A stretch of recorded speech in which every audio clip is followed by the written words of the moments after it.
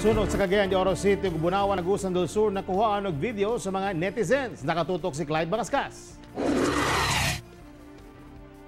Sa Facebook Live ni Angelo Lugto, makita ang pag-ulbo sa dakong kalayo sa Tiano Pacana Street sa Cagayan de Oro City. Pasado alas 11 sa udto adlaw Martes, makita sab ang pagresponde sa kabomberuhan samtang nagparayon ang pagdako sa kalayo. Usa ka commercial establishment ang nasunog nga maabot sa 1.5 million pesos ang natalang danyos.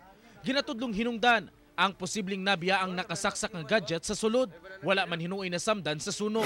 Samtang sa Bunawan, Agusan del Sur, dakong kalayo sab ang nibulabog sa mga residente sa Barangay San Teodoro adlaw Merkoles.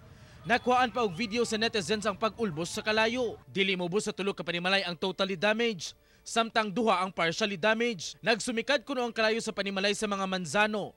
Din posibleng tinubdan ang linya sa kuryente nga unang nabantayang nagsila. Subling nagpahimangno karon ang BFP nga kanunay i-check ang linya sa kuryente ug dili magbilin og nakasaksak nga appliances kung mobiya sa balay. Ako si Clyde Bagascas para sa One Mindanao.